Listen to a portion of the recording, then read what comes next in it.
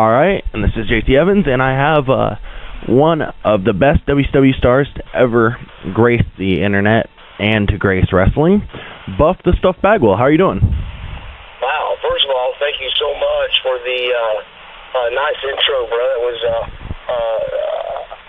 very, very nice of you, and was one of the best rides of my entire life, so thank you. Definitely. You know, you've had an illustrious career, you know, from working in Global Wrestling Federation to WCW to now hitting the Indies, which is the best place to work, you know. You've done just about everything. It really is. Got us a lot less pressure. That's for sure. Definitely. Now, you actually worked, I'm going to start off by, because of a current event that just happened, Sid Vicious has been no-showing promos. You actually worked with Sid. Would you like to talk about that at all? Do you have any opinion? Yeah, I do. I got a big opinion about that. Sid Vicious, brother, absolutely blew my mind not showing up for Tom McKnight. Tom McKnight is one of the best promoters. His promotion, 304 Wrestling, is one of the only three companies that I know of nationwide that have a Prototron. You know, what's that called? The big TV screen back there? What's that called? Titantron? What's it called again? Titantron? Yeah, like a Titantron, because a Jumbotron, whatever the big picture is in the back, you know, that's a big deal, and it really increases the show value tremendously. So he's one of the only, you got three guys out of 8 years that even have that piece of equipment. He cares, and Sid Vicious flat out no-showed him, and absolutely, I love Uncussed or not, it makes me mad, real mad. Oh, I understand. You know, I actually was the one that helped get that set up, and Sid, you know, it's kind of garbage that Sid Vicious had to straight up ask who was on the card, like he was scared to approach certain people. I swear to you, out of 18 years of pro wrestling and 8 independently, I've never asked that question one time for the fans. For the fans to understand prima donnas, egos, and where all they stand, I've never asked it one time in my entire life. Yeah, you know, and actually you're currently accepting bookings through Top Notch Wrestling bookings, if I'm not mistaken. And the reason why I said that about never saying it, because I'm easy to get along with, I'm nice to everybody, and no matter who's there, I ain't got a beef with them. And the reason why I don't have a beef with them is they know where they stand with me. Yeah, exactly. If I don't like them, they know it. And if I like them, they know it. And that's the way it is. It's black or it's white. There's absolutely no gray. Definitely. So Sid, there's gray. And with Sid, who's on the card? Who have I made mad? Who am I scared of? Oh, lordy, lordy. He double booked himself, and he took the more money. Let's just call it. I mean, at least be honest about it, you know? At least be honest. Did he double book himself? I didn't hear anything about that. Rule the world. You're not rule the world no more. You let it out of the bag. Rule the world. Definitely. So he actually double booked himself? Say again? I said he double booked himself? I didn't know that. I'm sorry, buddy. I had a call come through. Say it again. I said he double booked himself? I didn't know that. That is a 100% opinion. I do fact. I know the business enough to, you know, that's what I think happened. Yeah, that makes sense. So, you know, let's go ahead and get started with this interview, if that's cool. Yeah, but let me tell you one last thing. Yes. About Sid. He even asked Tom, who's on the card? He goes, Mark, Bagwell, Buff Bagwell. And he said, oh, God. And I told Tom, I said, Sid don't like me. And he said, why? I said, I've got no idea. I said, nor do I care, but Sid don't like me. So I said, just letting you know straight up, he don't like me. And I saw him in Memphis, though, about a month ago, and we, you know, really talked and shook hands, and everything was cool. But he had told Tom something like, I came up to him telling him about diet and workout, like he didn't know what he was doing or something. Hey, I don't do that to nobody. But even if I did, maybe you should listen to a few tips. Yeah, exactly. You know, and I have to say this, you know, the guy's like 47 years old, and he hits the gym for like 12 hours a day in hopes that Vince will call him, you know. Yes. It's sad. So. Well, keep in mind, we're all on that boat for sure, hoping the call comes, but he, I don't lose sleep over it, and I think he does. Yeah, exactly. Now, but you don't get to burning into Indies guys. Your name gets bad, and it ain't gonna hurt him in the big world, but it really won't probably. But just to the indie world, it's devastating. Exactly. Now, also, there was rumors that he actually had no-showed Eric Bischoff back in the day. Oh, guess what for? What? A softball game. Are you kidding me? He's a softball fanatic, and I remember because I was in the loop of the main guys. I was the yearling. I was the baby, but I was among all the big stars. Yeah, so he used I remember them telling me about how much he loved softball. Wow. He'd blow a show off, a big pay-per-view and stuff because of playing softball. That's not right. That's messed up right there, bro. Yeah, I agree. So, now, my first actual question in this interview is, can you tell us about your high school baseball career? I was all-county, all-state at Sprayberry High School my senior year, which was 88, and we went to the quarterfinals of the state, got beat there by Noonan, and that was probably the funnest thing I had with sports. We had some good football stories, but we were a horrible team. Our baseball team broke 20-something records for our high school, which is no big deal, but 20-something records for your own school is a pretty big deal. Yeah. And we had a couple guys sign and all that. I played against Matt Pashota is his name. He was in Walton. He went to the Chicago Cubs, and his name's Mark Pashota. And he was a super athlete back then, playing for Walton. And during the final game that we played against him, and he's the kid that pitched the East Cobb World Series, Little League. Yeah. He's the same guy. His name's Mark Pashota. He signed with the Cubs. Well, I played against him the exact same year in Walton versus Sprayberry. And during our final game, the who goes to state, my coach went on the field for an argument and had a heart attack. Wow. Yeah, it's crazy. And me and Pashota got in a fight. He came around first base and elbowed me. He's about 6'5". But let's get on with this interview. Yeah. Go ahead, Eddie. All right. Growing up, did you watch wrestling? I did not. I was not a watcher of wrestling. I did not. I mean, when I was younger, I did. It was in our house, and it was a Sunday thing we did. But then as I got older, I did not. So I'm sorry. I take it back. When I was young, yes, we would, like as a Southern family. And we had money, which added to, like, giving redneck, money. It's hard to do, but that's what it was. And but we'd come home from deer hunting with food cooked, and wrestling on television, and that was what we did on Sunday night, watching Gordon Soley. So Nice. It was a big deal for a couple, 3 or 4 years of my life, but never like I want to be one or dress up like one, nothing like that. My brothers were all over that. Oh, okay. How did you get your start?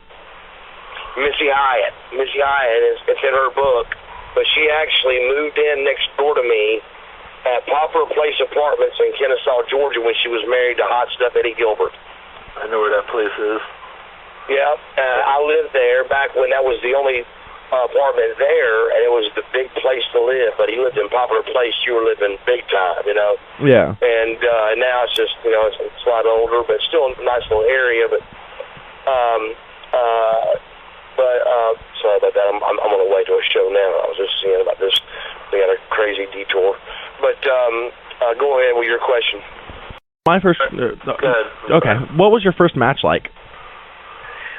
Rip Rogers, 1991, and at Center Stage.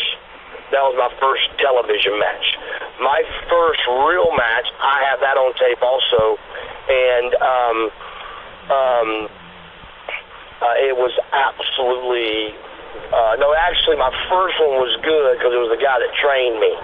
But I got a second or third or fourth, fifth, sixth, seventh, 8, 9, 10, 11, 12, 18, 20. That is really funny. I was really bad at it, and I realized really quick that it's just as simple as you're only as good as who you're wrestling. Definitely. Because when I went to Global, I was pretty good because I was wrestling guys that were pretty good. So you're only as good. I mean, Ric Flair can only do so much. You know what I'm saying? Yeah. You've got to pull some float. Definitely. All right, what was your time with Global Wrestling Federation like? What was my what? Your time with Global Federation, what was that like? I really enjoyed it. The lady that tried it was really a sweet lady. She was cool. She loved me to death. I mean, I'm embarrassed to say I can't remember her name. That was 20 years ago, it seems, or almost 20. But she was just a great lady, and they really tried to make that a go, and it just wasn't there, man. It just wasn't there. It was the wrong time. But they gave it a full go at it, and they repainted the whole sportatorium and everything, Yeah. So that was a big step in my career too, because I was able to wrestle some guys that were good. Definitely. And I got better, so it was a big step in my career. What was it like? Or actually, no. Let me ask you this first. How did you get the call up to WCW? I just got the call from Global saying they're stopping, and I literally, I swear to you, 30 minutes later, phone rang, and it was Magnum. And I answered the phone, and he goes, "Is Marcus Bagwell there?" I said, "This is him." And he said, "Yeah, this is Magnum." I said, "Magnum who?" And he laughed, and I realized it was Magnum TA. Yeah. And I went, "Oh my God, brother, I'm so sorry. I apologize. I just got off the phone with Bill Eadie, and he told me they're not running no more, and and blah blah blah. I was depressed." And he said, "Well, Dusty wants to meet you." And I said, "Dusty Rhodes?" He goes, "Yes." He said, "Dusty wants to have an interview with you." So they brought me in, and I went down and did my best Marcus Alexander Bagwell impression and got hired. Nice. Eddie, go ahead. What was it like teaming with the likes of Tom Zink, Too Cold Scorpio, and the Patriot? All of those tag teams were just stepping stones. And I don't want that to belittle those steps. Those steps were huge, but they were stepping stones to the character of Buff and the NWO. So, it was just a way to bring true wrestling again back. And with the tag team, I felt like, and it was one of the best times of my life because I love tag team wrestling. So, because that's what they made me do, so I got pretty good at it. I mean, nobody talks about the good things about me, but I'm like an 8 or 9 time world tag team champion. With like 5 or 6 different partners too, brother. Yeah. Nobody talks about those kind of things, but I think it's a crazy number like that nobody's ever done. But I love tag team wrestling, But all those tag teams were steps to being my character Buff. Even as Buff, though, I'd much rather have tagged with Scotty or tagged with Norton with the Vicious and Delicious thing. I was a better Buff character with a partner. Definitely. My next question for you is, did you think the NWO would get as big as it did? Absolutely not. Everybody, the whole idea was to make us the heels, and we got over. So all the babies turned heel, and they were getting booed at house shows, and all the NWO heel guys are getting cheered. So it was a big shake up in backstage, Yeah, because they weren't expecting that. Yeah, right. No. We just knew for a fact we were going to be the biggest heels. I mean, Disney actually had us removed from their property because that was back when we first started getting heat. They were throwing stuff in the ring. And Yeah. That's how companies, judge how much heat you got. If you get somebody to throw something in the ring, that's a lot. That's a big deal. Exactly. And you remember when NWO first happened, brother, it was batteries, eggs, coins. We always had our glasses on. It was crazy. Yep. But Disney removed us from their property because it was too dangerous for the kids. That's when we started moving up to bigger buildings and able to draw bigger buildings, and it got bigger than we knew. Definitely. All right, how did you get the moniker Buff the Stuff? It rhymed, and I didn't think of the name. Nick Patrick, the referee, did for Vince. On a flight home, we were all trying to come up with a name. And Marcus Alexander Bagwell was so plain, and what are we going? That's my real name, but still, it ain't a cool name. And we're going back and forth, and finally, Nick Patrick says, "What about Buff?" And everybody just went, "That's it. That's it. That's perfect, Buff Bagwell." So I think the name is fitting. He was the reason why my name is Buff. Okay. Definitely. My next question is for you. Is in 1999 you had a 3-round boxing match with Rowdy Roddy Piper. What was that like? I feel like for a boxing match that went the way it did with my mom involved and everything, I thought it was pretty good. I thought it was pretty good television. It was a little weak, a little weak. We probably could have done a little better, but let me back up. I could have probably did better. I remember feeling that way after the match, and Roddy put me over. That's a big deal. And I won the match, and then the next night I beat Flair. So it was like, hey man, here comes Bagwell. He's finally getting his push. And then the next match was in Atlanta, and David Flair beat me. So it was kind of like, whoa. So, but anyway, when he did it, it was business, and I thought it was a pretty good match. Definitely. All right, can you tell us about the storyline with Chris Canyon, where they brought in a lady they called Judy Bagwell? That's my real mom. Was it? Okay. Yeah, that's Judy Bagwell. That's my real mom. And she did all those. I mean, she was black and blue in her legs, and took all those diamond cutters and stuff. But it was a very rememberable angle because it was the last one, and the company was over. Yeah. That was the last pay-per-view, I'm pretty sure, up in Vancouver. That was what, 2001, I guess, right? Yeah. I remember Brad. Barry. I can't remember Barry's name. TNA president. TNT president. He was up there. And, count coins, and they were cutting corners, and the Titanic had been hit. We knew that already. We were just trying to stop the water, but I'm pretty sure the Vancouver pay-per-view was the last pay-per-view ever of WCW. Okay. Yeah. And that was the Judy Bagwell on a pole match. Nice. Did anyone know that WCW was going to end when it did, that last night in Florida? Oh, absolutely not. I was there in Panama City, wheeling up with about $15 to $18 million worth of talent, wheeling up our bags, tired from the previous pay-per-view night, and we walk. First thing we see is WWF trucks. The WWF trucks. We're like, uh-oh, and then we start seeing people crying. Everybody's crying, and everybody's getting pictures with like the original, horsemen, and there's pictures going on, and everybody's grabbing what they can. It was over, Jack, over. And Shane McMahon, they said, by the time we consumed all that for a few minutes, they said a meeting in 2 minutes with Shane McMahon. And so we went in this room with all the wrestlers, and he walked in and said, some of you are going to be fired, some are going to keep. He goes, there's no certain rhyme or reason. It's just we're going to go through and keep who we want, get rid of who we want, but we own the company now. And it is our shot. It is our thing. And good luck to everybody in here. And sorry for the. They didn't say sorry about nothing. He just went, just good luck, and everybody clapped. I remember everybody clapped, and I looked over at Luger. Luger wasn't clapping. And I kind of did one of those soft claps, but everybody's like, "Oh, thank you, Shane, for this fight." When we're fired. So basically, he just basically fired 180 guys. Wow. But nicely said it.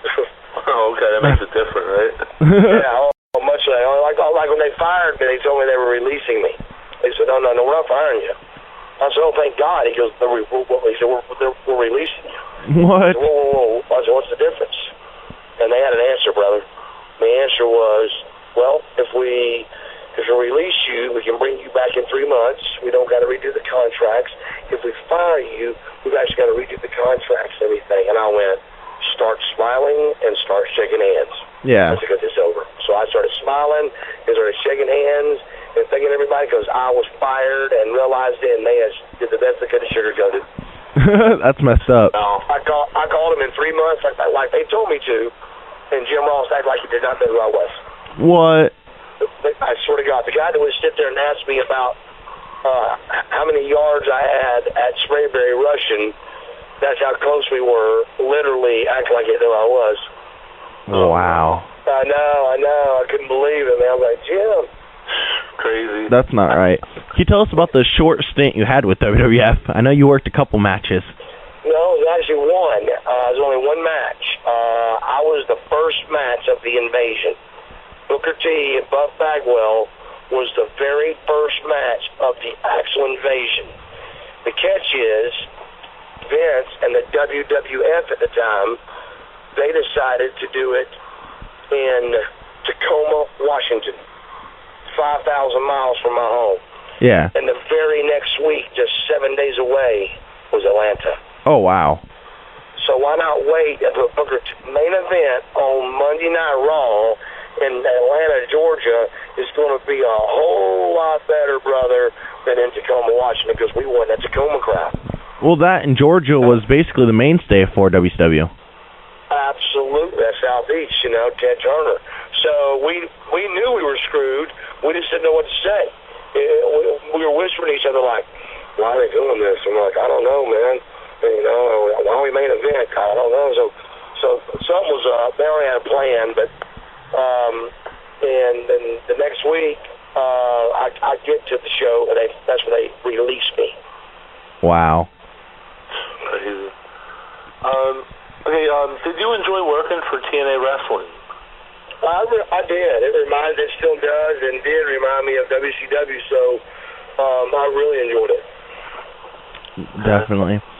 Now, do you got any good road stories or ribs you can share with our listeners? Say again? Do you got any good road stories or ribs you can share with our listeners? I got a pretty good one. Steve Regal one time. Steve Regal was on a flight with me. It was me, Scott Norton, and Steve Regal. And me and Regal were, once again, yearlings, and Norton was sitting in first class, so we went to Japan. He called us up. He called us up to first class, talked the stewardess into it because the plane was dead empty. So we're sitting in first class with him, and Steve started getting a little bit sloppy. He's behind us. So we finally doze off, and the stewardess wakes me up, and there's a little food on him, and she's, wait, can you help me, buddy? And I clean him up, put a seatbelt on him. But then she wakes me up a second time. Now he's laying on the floor. And so I pick him up off the floor, and I put him in the back of the seat. So I apologize to her, but she's getting mad. The next thing I know is the wheels touched down. And I went, now I'm coming out of a sleep, Xanax sleep from a 17-hour flight, and I'm trying to think, where am I at? And are we in Minneapolis yet? I opened the thing and see snow everywhere. And I didn't know where we were at. And before I could even think, they rolled a roll up stairs to the plane.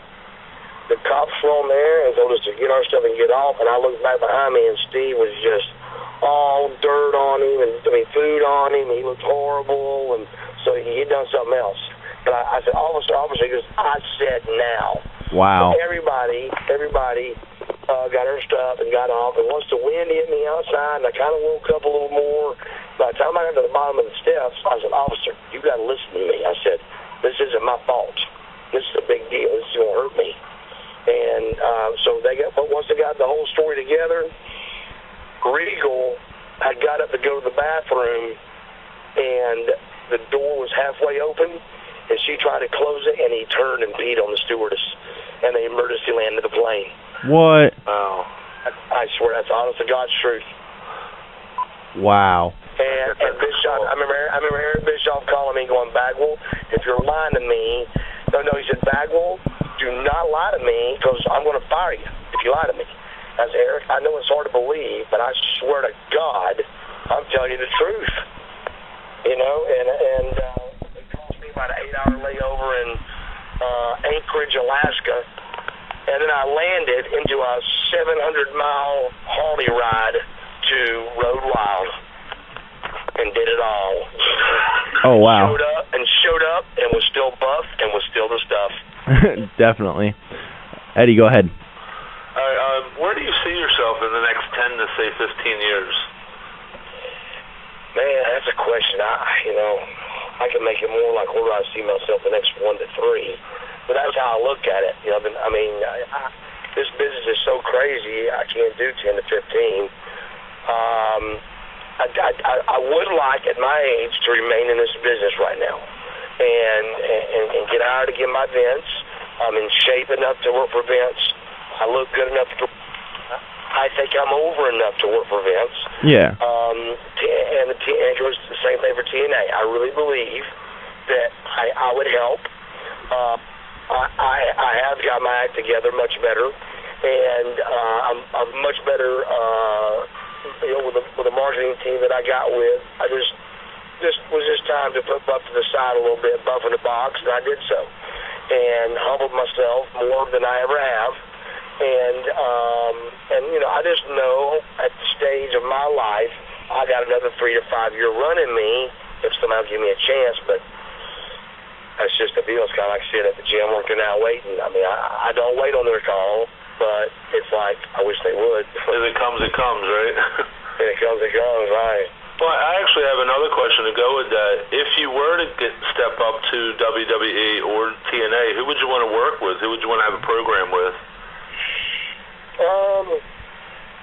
Well, the TNA is easy. They got an old versus young thing going on. I'd love to be with that, and be the old guys, be a part of the old team.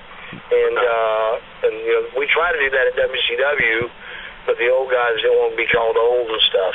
I gotcha. Yeah, so we had to, that was the New Blood thing. Remember all that? Yeah. Well, the New Blood thing was basically just going to be us calling them old, and us, and they're them saying they wrestled at Madison Square Garden. You know? And it was a great angle and it was going to work, but they didn't like it. Well, they're doing the same thing at TNA now, I heard, and I'd like to fit in that angle, but up there, really, it don't matter, dude. I really belong, brother. I belong on television. It's all I know. It's all I ever done, and I'm good at it. And it ain't like I'm cocky enough to say, put me anywhere, I'll make it work. I may blow it. But I really feel like you could put me anywhere, and I'd get a heck of a job. Definitely. And so really, I don't put my options. I don't even talk about at indie shows when they ask me, who do you want to work? And I say, I don't care. And there's guys like Sid that'll say, well, I don't work so-and-so, and I don't work this person, and I don't do all that. I don't care. And I prefer a tag team. And so that's one reason why I am one of the most, if not the most used independent worker, is because I care about these promoters, and we're all in this thing together out here, Definitely. The last thing we're going to do before we wrap this interview up is word association, if that's okay with you. Okay. So basically, I'll name a name, and you just say the first thing that comes to mind. Okay. Jeff Jarrett. I wish you'd call me. Eric Bischoff. Genius. Vince Russo. Great writer. Vince McMahon. Powerful. Scott Hall. Scott Hall. Who now? Scott Hall. Troubled. Now, I do want to urge all of our listeners to check out therealbuff.com, where you can find all of the updates of what's going on with you. So we'd like to thank you for doing this interview with us. Yeah, no problem, brother. I really appreciate you guys' questions, and thanks for putting me on. Definitely. No problem. You guys have a good night. All right, you too. Same to you.